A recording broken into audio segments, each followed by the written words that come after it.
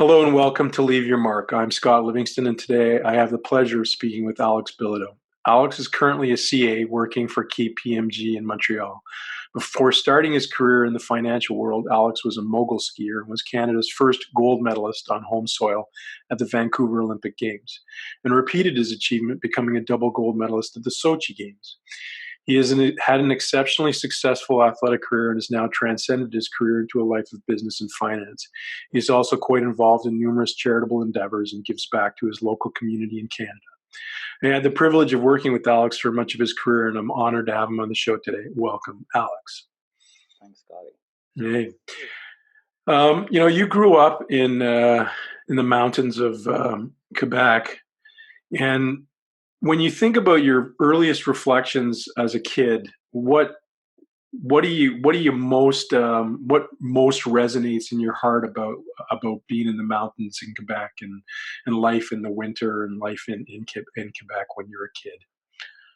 I mean, mountains in Quebec are smaller, obviously, as we know, in size, but it's more as a family. We started doing that sport as a family sport, and everybody could go in their own runs, in their own place with the degree of difficulty that they wanted, and we all meet for lunch and we all meet for dinner, and it was literally a family experience. And I think that, in a sense, is a bit more accessible in Quebec because everybody can just go. It's harder to do that in the west on the west coast where Whistler is so big that you don't leave your kids that are 5 years old and just go around much. So, but in here in Quebec, that's that sense that you have, and we could keep the family very close to each other throughout the day. My parents could easily come and see where I was skiing throughout the day, see my trainings, how it evolved. So literally, it was a family experience, and I really appreciated that. That's on one sense. Obviously, skiing in Quebec made me technically, I think a skier that's all Quebec skiers are better on ice because we that's where we grew up on. So I think technically it definitely gives us a small edge also as we grew up and having a good basis on firm conditions. I was privileged to get to know your mom and dad over time. I'm just wondering, what was the greatest gift of character, your character, like what you carry forward as a human being that you got from your mom, and then what from your dad? Do you think when you reflect on that? I like to say I have I have a bit of both. Definitely, like you mentioned. I think I have the character of my dad, but not always. When I get very, but I'm somebody that's stubborn a bit like my dad. When I have something in my mind, it's definitely there, and I'm gonna hit that objective. That's for sure. And but I've got, I think, the temper of my mom, and I don't like fighting. I don't like. Not saying that my dad likes fighting, but it's just my mom likes. She wants to give all the time. She's somebody that's very genuine. She's an angel. She had three kids, two that went on a national team, and skiing, and one that's unfortunately has cerebral palsy, and she dedicated her whole life to his kids. And still to this day, my mom is spending. She works full time. She doesn't have vacation because her work is to take care of my brother at home. And so yeah, I think it's my mom is hopefully I got that from her. Wanted to give back, wanted to be close to people, wanted to yeah. I think that's the side of my mom, and the dedication of my dad. But I really deeply believe that my mom has that dedication too. But maybe she hides it a little bit better because taking care of your son that's has cerebral palsy for that many years and just never push him to some homes or stuff for her own care. It's no, I want to keep my son next to me. I don't need any vacation from my son. That's her mentality, and yeah, so that's the type of person that I got surrounded at a really young age. That's beautiful. You grew up in a family of three, and you grew up. Your older brother, obviously, it's well known, had cerebral palsy.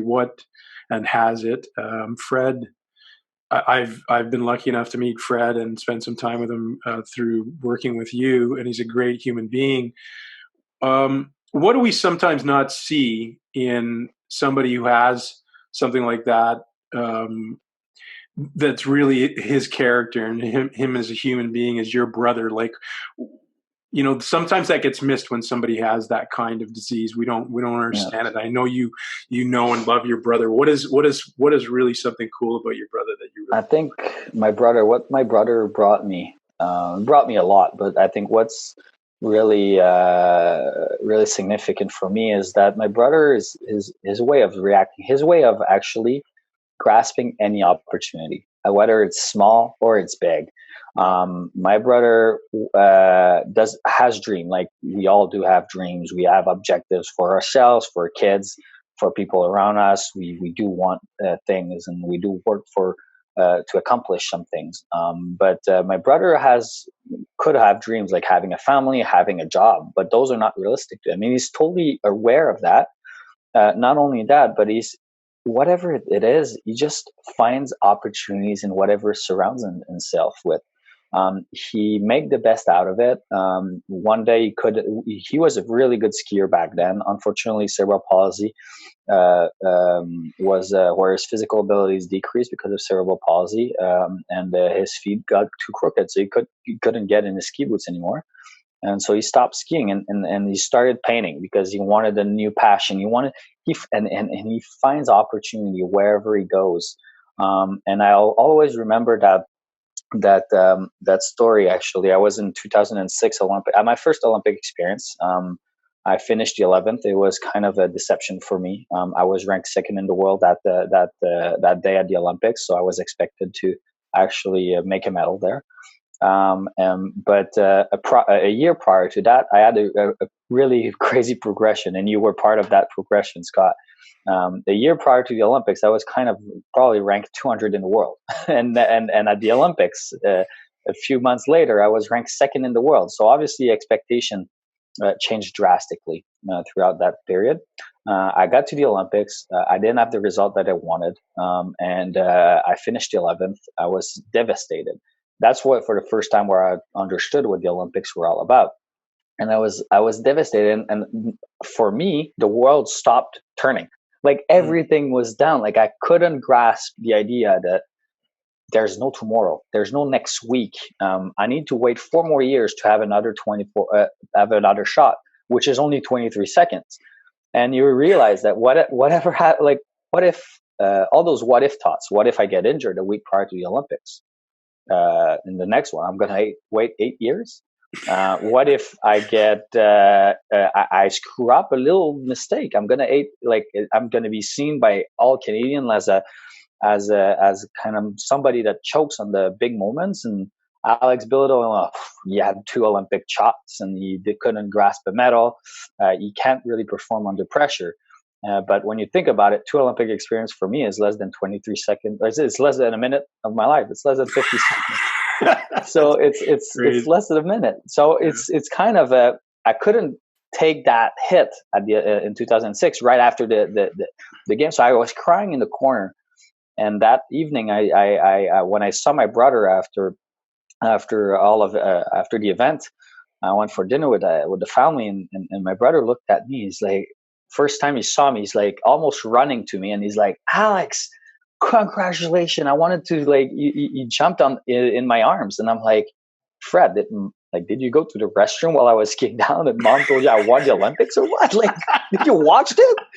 Like, how can you And literally, he was the only person in the world that he could have said congratulations. I wouldn't have slapped him.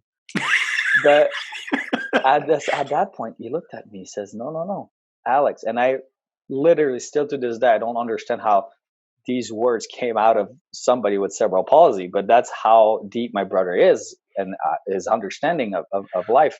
He's like, "No. Remember a year ago when you started working? I started working with you and Dominique, and everybody was like, you know what, Alex, the Olympic Games is a long shot. Like maybe not put that as your top objective, but we'll try to make it. But if it happens, it happens. But that shouldn't be your objective. And that was only to qualify for the Olympics, not even to medal. And things changed drastically because I did like 3 podiums before the games. I won 2 times. Obviously, when you win the last race before the Olympics, then you expect to do the same at the Olympics. But so my objectives changed a lot. So my expectation changed a lot. But when you realize, he says, no, you realized your objective of 1 year ago. Maybe, yes, you didn't realize your objective a week ago, but remember the one that you had, like said your me, like it was still a short-term plan. And still, he says, not only that, but you had the best experience of all the other guys today because you've learned today, and you'll be ready in 4 years. And I was like, that's, I think that for me in terms of skills wise, in terms of professionalism, and in terms of my career experience to get ready for, I think this experience of 2006 was probably one of the biggest lessons of my career. And even personally wise, I think my brother brought me to a whole new level of understanding expectations that change, opportunities that are presented to you. You take it and you move on. And for me, that's the best description the best scenario that I could describe my brother. He's been like that for his whole life, grabbing opportunities, even if he knows it's not realistic. Oh, we'll find something else to do and to make it fun, to make it worth it. So I think that's what we don't see in the people that has disabilities and that have limitations. They find other things that for us, maybe we don't have the creativity, or we get bored or like stubborn about like, oh, why I'm not, or we lose, I could say we lose confidence in ourselves instead of just working and make it happen. That's a beautiful story. I love that story. To segue off that a bit, what do you think? Do you think it was, on reflection now, a better thing that you didn't win at those Olympics than if you had? Do you think you would have? Do you think you would have had the same kind of career if you had success at that Olympic Games? With step back, I think if I would have won 2000 or even medal at 2006, I don't think I would have had the same career. I definitely changed drastically as a person. I've learned a lot. It's easy to say at this point, but maybe I would have had a good career, but I don't think I would have reacted the same way in Vancouver. Under the pressure at home, Olympics, my second Olympic experience, understanding what's stress, understanding myself within that stress, understanding how I can, in a moment that you need to control your little hamster and put it in the right direction, like set it right, where like in the mindset that you're able to leave your abilities as its full potential, and explore the best run that you can do. You need to be in the right state of mind, and that's what psychology is all about: is putting your mind in the right place where you're the most efficient. And that's the work I did with my sport psychologist for 4 years after that. And even in Torino, I don't think I understood what sport psychology was, even though I started working with 2 years prior to these games. For me, it was just chatting with somebody, and things are going bad, things are good. So it's just, but there's more to it. It's learning about yourself, and I think I've learned a great deal about myself at these Olympics. Wow. Yeah, it was funny. I was talking about the 2 times 23 seconds of your life. I was talking to Dom Gauthier a while ago, and Dom has this analogy of being an Olympian. And he says, imagine you're going to med school, and you come to med school and there's 65 kids in the room, and the teacher comes out first day and says, okay, in 4 years from now, only one of you is going to be a doctor. How many of you would stay in class? And, most of us would say, those aren't great odds. Why would I do that? So and that's what you're faced with in some sense. And I'm wondering, when you reflect on that, and just in reflecting in your earlier conversation, what creates the stubbornness in athletes like yourself to do what you do, to actually take that on and say, I'm going to be the one doctor in the room that survives this next 4 years? Like, how do you do that? I think it's a mix of things. It's a mix of character. And for me, also, it was a mix of I knew I could become a better skier. So as much every time I I knew I could become a better skier, I wanted to know what's my next step. Yes, I'm second in the world, but I was still frustrated because I knew I could have skied better and I knew I could have made it number one. And even sometimes I was finishing first, but I had some mistakes and I was the first one to come to my coach and say, okay, like why? Because tomorrow if I do that same mistake, I won't stay number one. I need to be better at it. I think the last year that I skied at the Olympics, I finished my in 2014. I finished my season, and I really had the feeling that I couldn't have become. I became the best skier I could have become. Yes, I could have keep going, keep being more strong, keep being away from injuries, and keep my career running. But I felt that in 2014 I was the best skier I became. I was the best skier I ever been, and I obtained my top potential. I think it was always about a mix of stubbornness and knowing where I'm going, knowing my path, and knowing that I had an objective, and knowing that I wanted to become the best that I could be. That's awesome. When you think about that in terms of advice to younger people in whatever professional world they're in, what do you think that transcends to people that they should be focused on? The goal or the process, in your viewpoint? Um, it's goals need to be set, needs to be in a plan.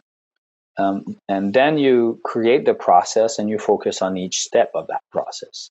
You can't look at the top of the stairs and thinking, oh, that's my next step. No, there's a lot of steps. There's going to be ups and downs. And one day you'll start going down and then you're going to go back up.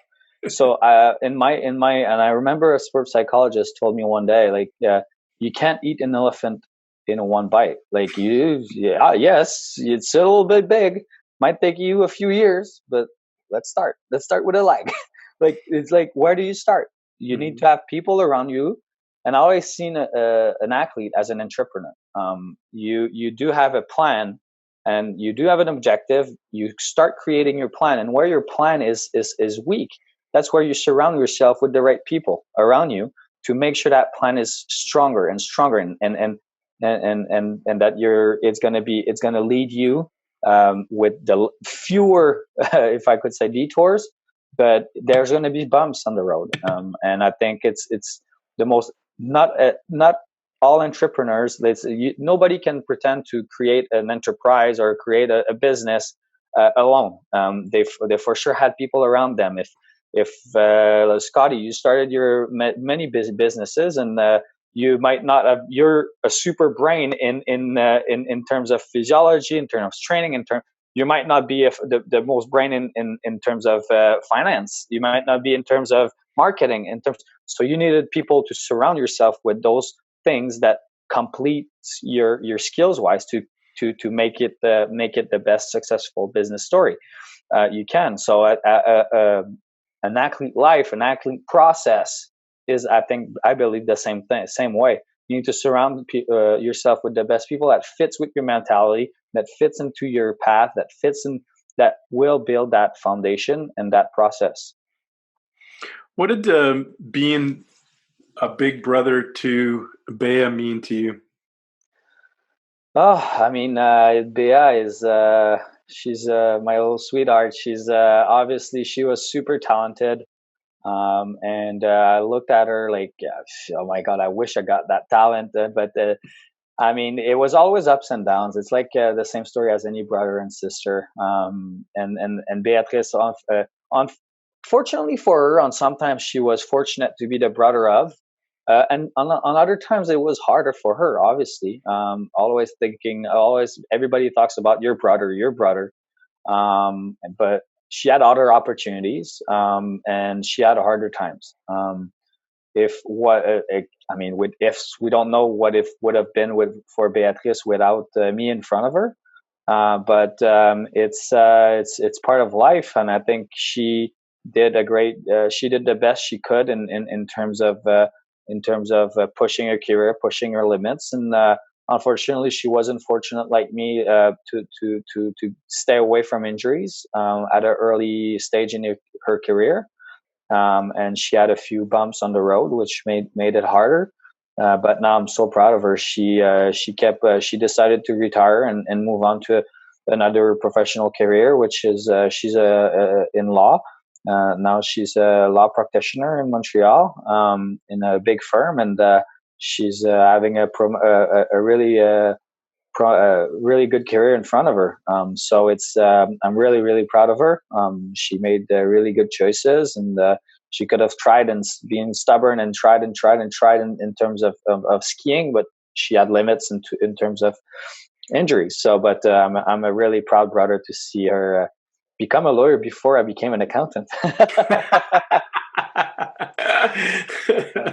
Talk about the process of one of the things I really admired about yourself and Jen when I was coaching you guys was your dedication to your educational pathway as well, because that can sometimes drop off for a lot of athletes, and you stayed that course. Now I know that was there was a big influence of your father in that and yourself.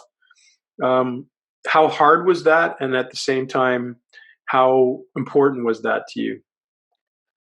There's two aspects to it. I think obviously it was hard. Like, well, you've been on the road with us. It's you wake up 6:30 in the morning. You go up skiing on the mountain, on the glacier. You're there until 1 o'clock. You come down, quick lunch, sometimes a little nap if you have time. Then you go to the gym, then grocery, then video analysis, dinner, physio, massage.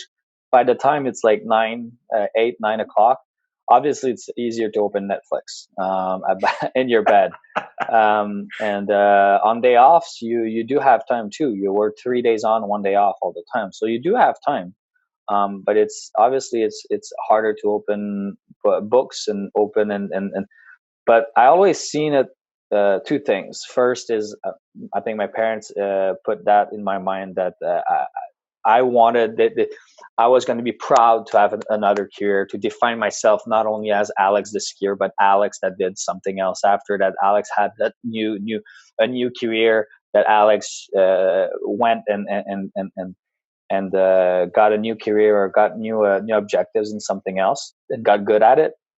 And so for me, that was a little bit of that proudness. But also, I always find it was good for me to not only have one problem, like only thinking about skiing, only thinking about the competition that happened, only thinking about the problems that I had up there on the slopes, only like thinking about the injury, how I'm gonna make it, it's gonna hurt, but like, or how are we? Am I going to be okay to be on that course without having to take too many pills or whatever? It's having other problems, knowing that, what, if I only focus on skiing, I'm not gonna be ready for my exam next week. I really need to put my head around something else, and having various problems give me a little bit more balance, I think. And having my focus somewhere else was, I think, really good for me in terms of balance. That's cool. I'm going to segue. I'm going to use that moment to segue to something I do in my podcast. I discovered a book a while back called The Day You Were Born. Okay. And it's a mix of astrology and numerology written by a woman named Linda Joyce. And I kind of discovered my purpose in it when I read it. I'll tell you the story, the long-winded version of the story at some other time when we're having a beer. But anyways, basically, you're born September 8th. So Yep. you're a Virgo 8. Okay. And it says your purpose is to learn to balance your responsibilities, helping others, but not depleting or limiting yourself, to use your faith and your spirit to overcome obstacles and to teach others that nothing is impossible when you're focused and believe in yourself. There is enough for everyone's need, but not everyone's greed. Gandhi. Strength, courage, and hard work are a piece of cake for Virgo 8. They easily take on tasks that make others cringe and perform them with little effort. Either they look for all the answers from within or don't trust their instincts. Few really know them. Control is important. To have it when they will keep their to have it, they will keep their world small. Gifted with either faith or a lack of it, they have a talent for self scrutiny, which can translate into self criticism. Gifted with insight into the human mind, they make great psychologists. When it comes to relationships, they want someone to be hurt, to be hard on them. Their challenge is to believe in themselves. True. Yeah, there's a lot of pretty damn accurate. Yeah, interesting. I read it to most people, and about 9 times out of 10, they kind of go, "Whoa, that's pretty crazy." Yeah. So your connection with psychology in the end is probably got something to do with your spirit as well. That's cool. Definitely, we'll have to tell that to Wayne. He knows me deeply, and he would probably approve all of this. Yeah.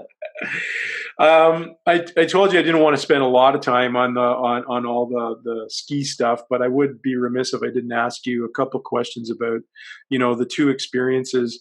You win the first gold medal at the Olympic Games in Vancouver, first time any Canadians done it on home soil, and then you win a second one. What are those two experiences in your mind, and how do they differ, and what do they feel like in comparison to one another? I mean, I don't spend too much time and talking about the first gold medal on Canadian soil. For me, it's a timing thing, and it could have been Jen, it could have been Cindy Klassen, it could have been Eric Gay, could have been the next one. I can't remember who was the following person after me. But in my mind, it's my first Olympic gold medal in my career. I would simply define it as it wasn't my best run of my career. It was the best run probably that day at that moment in those conditions, and it was a dream coming true. Like doing it at home, laying down that run in front of all Canadians, in front of your family, friends, and the vibe of the crowd was just amazing. And realizing a kid's dream. And I kind of had flashback walking onto that into that flower ceremony, like, and walking onto that podium, like that.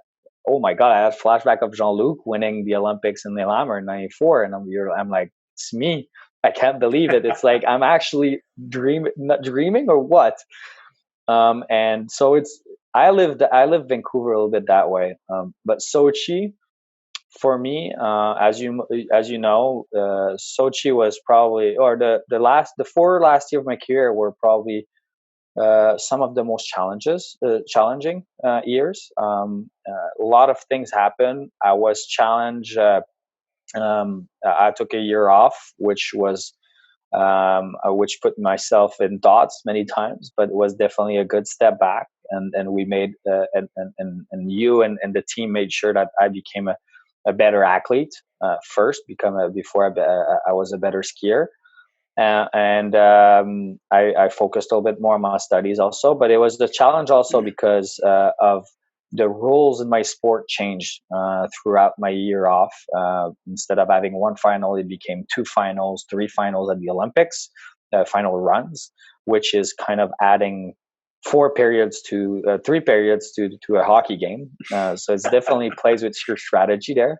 So and there was that back then, that kid that he's not a kid anymore, Michael, which definitely pushed me in any way possible, and definitely he's part of the skier I became, because without him I would have never pushed myself that far. I think I discovered a whole new level that I could push myself because of Michael. And it's fun to see that he's still going at it and still bringing the sport to the next level today. But so definitely this was 4 challenging years.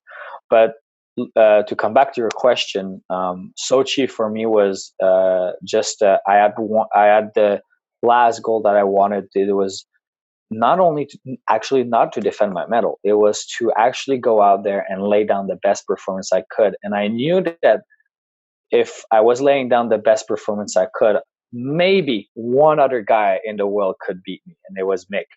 but I knew I could have put the pressure on him, and I knew that in any given day, if I lay down that performance that I was able to do a few times in training, that oh my god, I'm going to be in that position, and that was really my whatever I hit at the Olympics, whatever is gonna be a good performance or bad performance. I knew it was my last, and I knew it was my last season. I just wanted to see how far I could go, and laying down that run with the challenges I had on that day, with the food poisoning the day before, with the with the like with my little mistake with the sticky snow on the first final run and coming back to third position and then first on the final last run, and I went I went back to Mike on my last on my last run and say, Mike, that's the time to go balls to the wall. It's all or nothing now, and we're not go and laying down that run.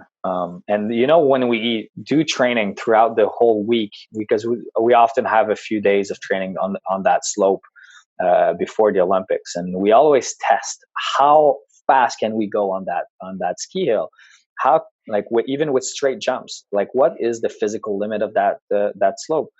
And literally we know the time of all the athletes out there, and Mick and all the other athletes, myself included, nobody went under 23 seconds that day, that for the whole week. Nobody could make it under 23 seconds, under 24 seconds.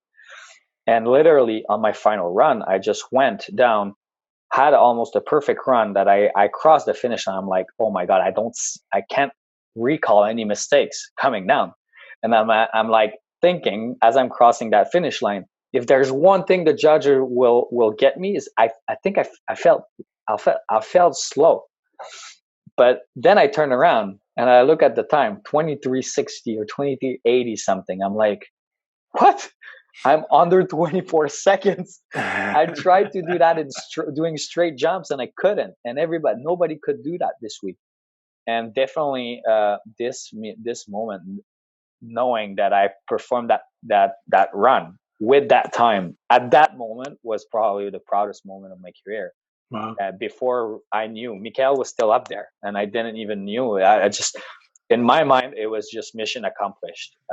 When I saw that time, and I'm like, whatever Mick can do, if he can win more than that, if he can do better than that run, he deserves 2 gold medals. Like seriously, like I can't do better. It was literally I couldn't do better on that course, and that feeling, I don't think I had that feeling many times in my career. I don't think maybe one or twice more that I really felt on a competition day. You know what? Today I couldn't have done more. So, and it was doing it at the Olympics. It was just a moment that I think made my decision a lot easier of retiring after that.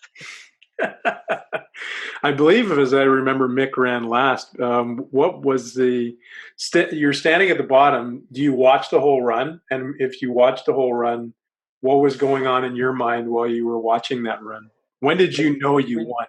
Yeah, when I saw that time, I knew I was going to be 1 or 2. Like I knew that nobody else could beat that time and that no mistakes with the degree of difficulty that I just did. And there was Mick or nothing. There was one other Canadian. I was cheering for them also, but I knew we all know each other's routine. And I knew Mick. I hate when I'm up there. I don't watch other athletes. I don't like to watch other runs. I don't like to hear the result. I don't like to hear. I'm focused on whatever I have to do. Mick loves to hear everything. He's listening to the TV, analyzing everything, trying to even learn from the other athletes. Everybody's different, and it works for him very well, actually. But I knew he was watching up there, and I knew it was his first Olympic experience. And in my mind, I was like, hopefully he didn't watch it too much, because if he hears that time, it's gonna play in his mind for sure. It's his first Olympic experience, and he hears that impossible time that so he probably is thinking that I've done a mistake, but obviously he saw on TV that I haven't done any mistakes so it doesn't add up in his mind. So in my mind, I'm like in the couch, I'm like, Mick is probably freaking out right now.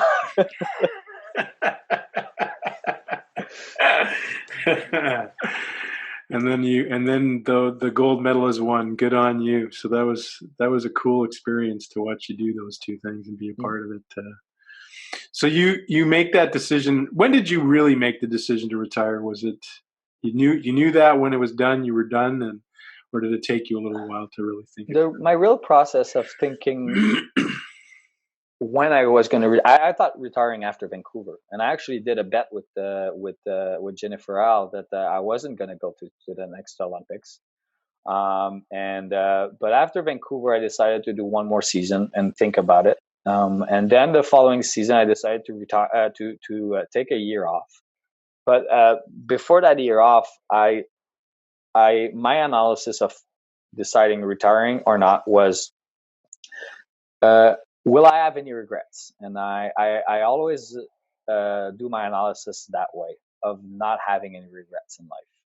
Whatever it's to get ready for a race, to make sure that when I'll be up there on the top of the course, that I'll do every sacrifice in my power.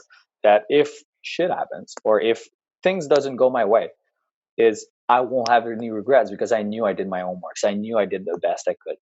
So putting that mentality into my career decision, if I'm retiring or not, I was like, when I gonna be 60 or 70, and I'll look at my grandkids and I'll be, grandpa was an Olympic champion, but could have been twice Olympic champion, but decided to retire and become an accountant at 22 years old. But I thought I was still young.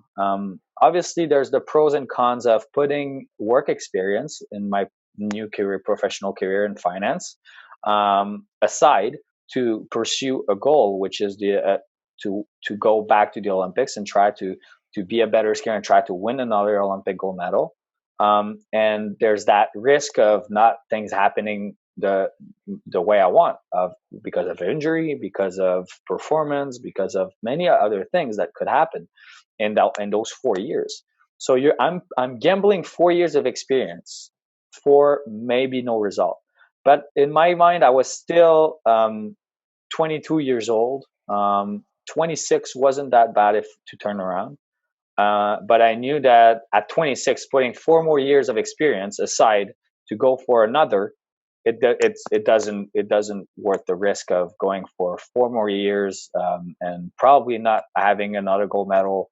So it's for me, it's just keep going that same direction, working hard through my career in skiing, but I was ready to move on and achieve new things in life.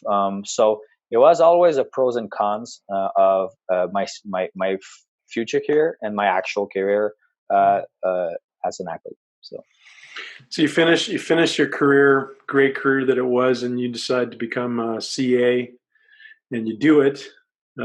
Congratulations, and then you get into business. What do you like about what you're doing now? What inspires you in the work that you're doing now?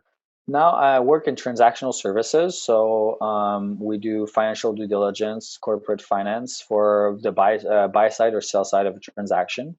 And what I like about it's we're always on an adrenaline rush. We're always on deadlines. There's transaction coming in, and there's often a lot of money implicated, very big implications. I never know what's coming my way when I get to the office. Sometimes I feel like, oh, you know what, we're okay, and something happens, and then we become super under rush, and I go home at 2 a.m. And then, but it's just I had that need of not like that adrenaline rush, and that you know what, you never know what's coming your way. I think that's what really motivates me. It's more finance than accounting, actually, what we do. But it really keeps me on my toe, and so I get that adrenaline rush a little bit. Yes, there's harder and longer times in front of my Excel files, but it's part of it, and yeah. So So you mentioned at the beginning a plan and a goal, and so what do you see as your sort of global goal for yourself professionally now? Where do you want to go with this? Where do you want to take it? I'm definitely looking at various paths. I think right now at KPMG we're focused in the mid market, and there's more opportunities maybe in the larger markets with banking opportunities, with private equity, maybe going to New York or London for a year or two in the big leagues like we called, and maybe if you come back here in Montreal after a few years and then. Work for a family office or private equity here. I think there's a lot of activity right now, and there's a lot of baby boomers selling their business and consolidating markets, and so it's very interesting how it goes. So we'll see. I have a kind of in my mind of a little pathways, but I'm open to opportunities and listening. But I have kind of I kind of know my next steps a little bit, but it could vary. But I have a direction. If you were to bump into the Alex Bilodeau that your brother jumped on, and that moment after that first Olympic Games, what would you say to him? I would have say, you know what, like works for like good things happen to people that are ready to put the time in to work and have that work ethic and surround themselves with the right people. And you're when I was looking at myself in 2006, if I with that comment, I would have thought, you know what, I'm in a really really good position, even though I actually had the biggest challenge of one of the biggest challenge of my life of understanding what the Olympics were and knowing that there's no tomorrow, and I thought the whole world was stopping. I was in a really really good position. I had a tremendous people around me. I had the best in what they did, and that was fitting with my character. That was adapting themselves to my character, to my personality, and we were all aiming in the right direction. I think that's why we were all successful together. Awesome. Last question, which I ask everybody. Someday you're going to pass from this earth. I hope it's not for a long time, but how would you like people to remember you? It's a good question. Good question. But Jen hated this question, by the way. Yeah, good question. I think for somebody that was driven by this objective, but was giving away, not giving away, was attentionate and with his family, with people around him, and I think it's all about people that are close to me. They're the people that are most important in my life, and yeah, I think that's not, it's not as an Olympic champion or as anything. It's just we all, with the people that were with me, we all went and got it. Whatever it's me helping them or them helping me, they brought me to the next level, and I want to bring the people around me to the next level. That's what's important to me. Awesome. Beautiful finish.